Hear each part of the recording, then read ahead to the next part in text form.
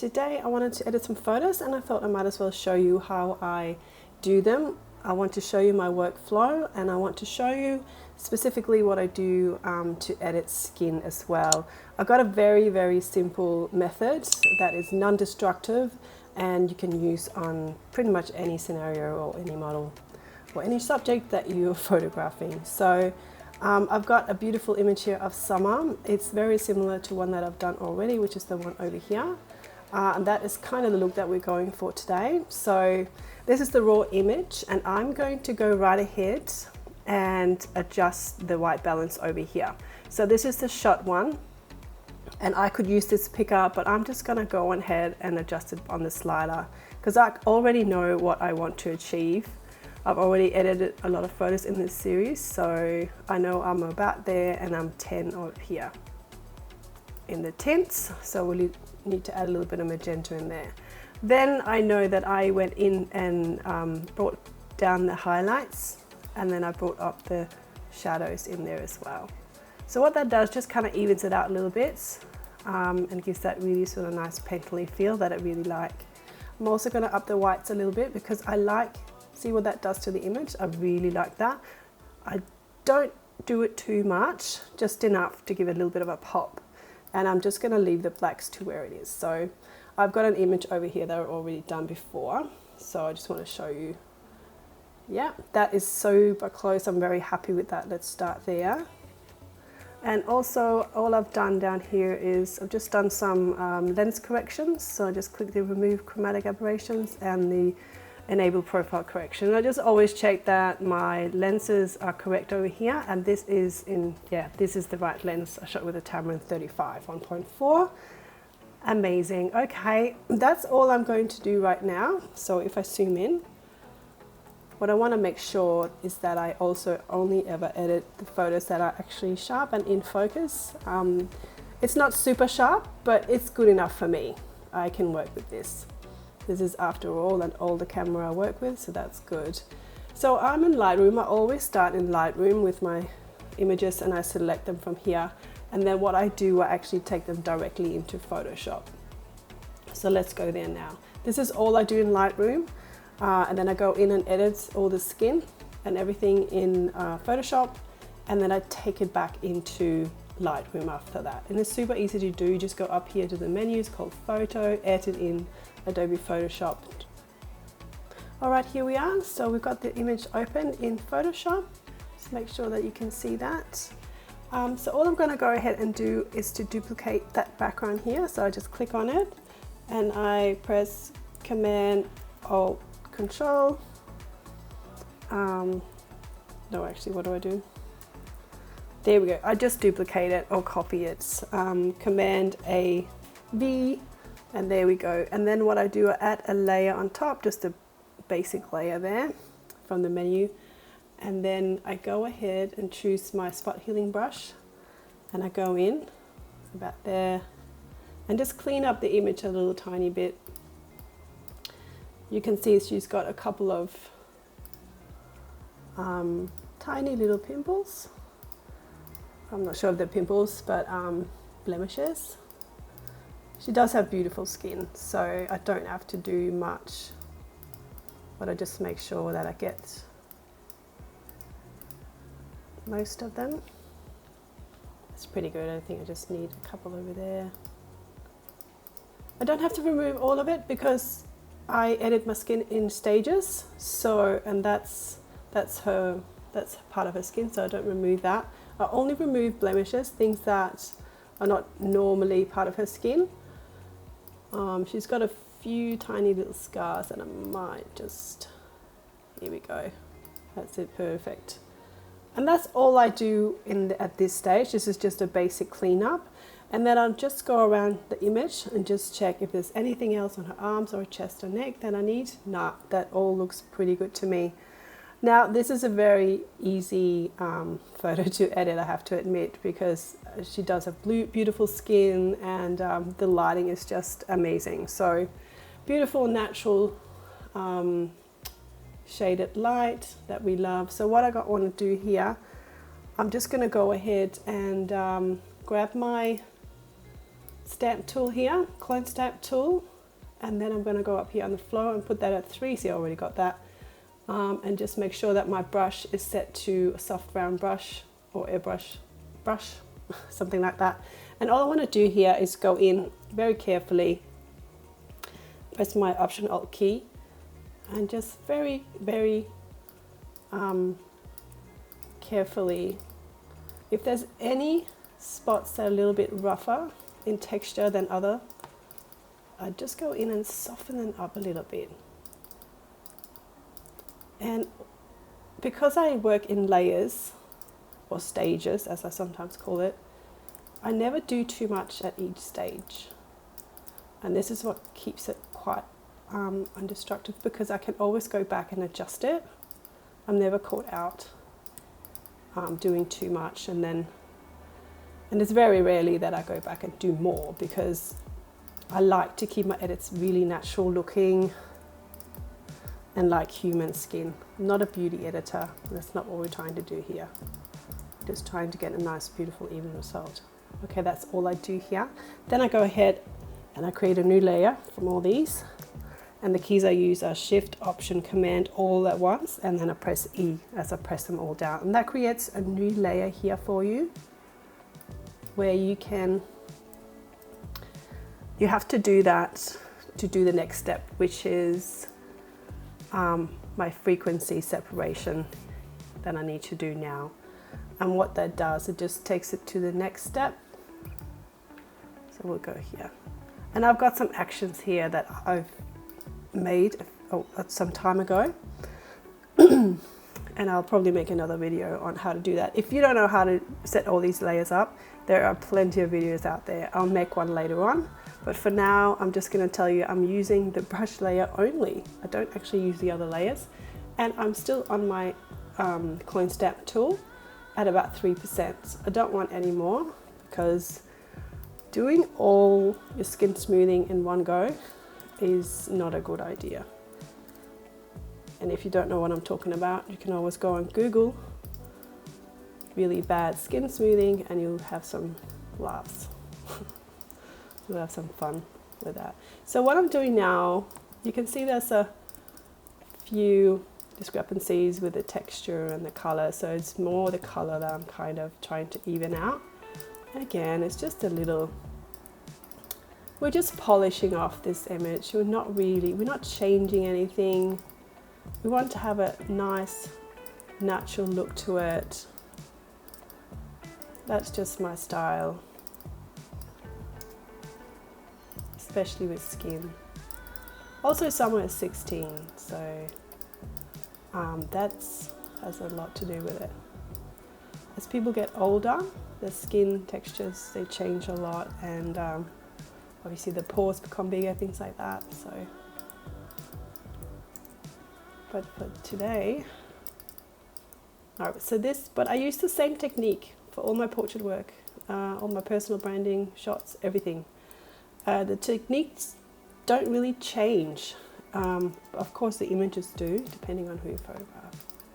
So I just go around, there's no like rules or anything. I just keep zooming in and out to make sure that I'm not going overboard or flattening out areas or taking away shadows that needs to be there. See, this area here around her mouth is quite dark, but it needs to be, it's natural, right? So you don't want to take that out. I just got to be careful. And I can see that there's some red areas, some yellow areas, but that's okay, I don't mind. Most people have red noses in winter when we shoot, but also it's not too bad today, so I'm going to leave that. But if you do have a red nose and you don't know what to do about it, frequency separation is not really the way to go. You can start there, but don't take it too far, and then what you can do, you can just create an adjustment layer over here, which is hue and separation. Hue and saturation. And you go into the red channel and you just dial it down about -2 or 3, and then up here in the hue you go up 2 or 3 again. That's plenty, that's more than enough. And you can lighten it a tiny bit as well. And then you go Command I and that will just invert the layer mask. And what you do, you grab your brush tool over here, B for brush, you set it down at about 3 flow, and magic happens. There we go. So today, obviously there's not a lot of red in her skin, but we'll just go over ever so slightly, especially the nose tip, around the eyes. And when you do it, you won't be able to see it, but the final result, when you have a trained eye, you will be able to see it. And the funny thing about skin retouching is all the tiny little things that you do, they add up, and then they make, you know, they change the result basically. So it'll just make it look more polished, which is what we're aiming for. I'm pretty happy with that. That's fine. I didn't even need to do that, but I wanted to show you how to do that. So that will adjust your red tones or red areas. Also, you can also use this technique on fingers and toes. Works really well. All right, I'm really happy with that. Now I've got an issue with her eyes. They're a bit dark, so I want to brighten them up a little bit. So we go into an adjustment layer as well, and today I'm just going to use the brightness contrast tool, and I just want to take it about there. Now I'm not doing the whole entire image, I'm just doing her eyes. So again, brush tool, invert the mask over here, Command I, invert the mask, use your brush tool. I might turn the flow up to about 9 and see what that looks like, because I still want it to look natural as well. So see, she's got a tiny little highlight there, right there on her eye. So what I do, all right, I'm just going to turn that all the way up because I can adjust it in the adjustment layer after. I think that's perfect actually, because yeah, that's fine. I don't want any more than that. Okay, great. See the difference? It's not a lot, but it's just enough. All right, so what I'm going to do now, I might do some slight soft light dodge and burn. So again, I've got an action here, but all that is just an adjustment layer. What's it called?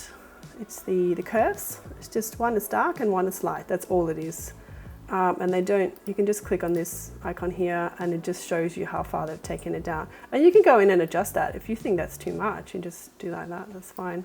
But I adjust how much I do with my brush tool. So, and then the black and white layer or color fill layer is just to help you see the darker areas and the lighter areas. I never really use it, so I just turn it off. So here we're going, we just grab our brush tool. And actually I usually start with a dodge because, I don't know, I just do that. You don't have to, you can do whatever way you want, but it just comes more natural to me. And so now it's really obvious what are the highlights and what are the shadows here. So all I want to do, again, I don't want to create fake highlights or anything like that. Basically just want to highlight them a little bit more, just so it pops a little bit. I'll turn the flow down to about 1 or 2 because I don't want to go overboard here either. And I just ever so slightly go over here. There we go. A little bit on the nose as well. See, there's a highlight there. There's one right there on her lips. And there, I always do on the eyelid. Just see how that just made it stand out a little bit more. And really careful when you do the forehead because that's where the sun hits a lot. So, and I also want to do a little bit here under the eye, but not too much again. Don't want it to look plasticky. And then also you can see how there's actually a little bit down here. This is actually a really good way to make this area look a bit more even. Okay, great. Actually, I really love that. That's great. Okay, this is a really good point. Now I've just noticed that I haven't done any retouching on her neck at all. And it doesn't need to do much, but I'd like to do some. So what I do here, see how I've got all my layers here. I haven't merged anything. I just go back again to the frequency separation, choose my coin stamp tool, and it's already on flow 3%. And I just go in and do a little bit. Just because there's a lot of texture there and I want it to not stick out like you have really soft texture on her face, and then suddenly the neck becomes so different, looks so different. I just kind of want to even it out a little bit. Beautiful. I could probably do her arms a little bit. Maybe this one. Here we go.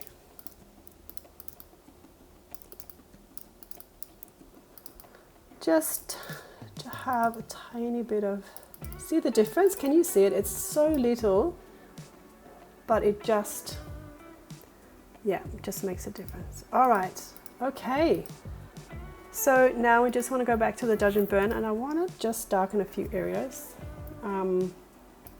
Again with my brush tool, and I just want to do her eyebrows a little bit. Here we go. And then I just want to do, see this on the side of her cheek here, a little bit, and underneath her chin. I follow the natural shadows. I don't do anything that's not there already. It just makes no sense. To me anyway. You do what you want. Here we go. And I also like to go into the hair a little bit, because if you darken the roots, it just makes everything else stand out. I'm always thinking in highlights and shadows, I guess, and creating a little bit of contrast naturally to the image. Okay. And this is where you can just keep going and going, and suddenly you've gone too far. So I'm going to start right here. This is good enough for me. Yep. Okay, there we go. All right, done. So now I'm done and I'm finished with her skin retouching. And yes, there are a lot of small hairs here, but I don't mind it. It was a very windy day, and look, it just goes with the image, right? So what I'm going to do now, I'm not going to flatten anything. I'm actually just going to go File, Save. And that creates a TIFF file in Lightroom. So I save that, close it, and then I go back to Lightroom.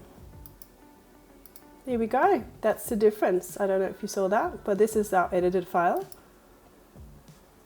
And this is the non-edited one. Sorry, my computer's a bit slow today. But yeah, it's very subtle. It's not a lot. Now, that was the fun part, but now it's even more the fun part. I am going to apply one of my presets over here, and I got my ARCHIPELAGO. I hope I said that right. I don't actually know how to pronounce it. If you know, let me know in the comments, because I like to learn. All right, this is one of my favorite ARCHIPELAGO presets, and I use it all the time. It suits my work really, really well. It's the 4x5 film preset, and it comes with a lot of grain that I usually tweak and turn down. So they are very strong when you first pop them on there, your images, but don't despair. I've seen a few people get them and they're like, they're too contrasty, I don't know what to do. Let me help you. This is why I'm doing this video. So first and foremost, how do you choose a preset? I go by skin color. What do I want to achieve? Do I like really red, orange, magenta, yellow? See, that's super magenta. Well, obviously that's a beautiful black and white, but we're not doing black and white today. And I'm up here. I'm loving this. I think it's a really nice toner on her skin.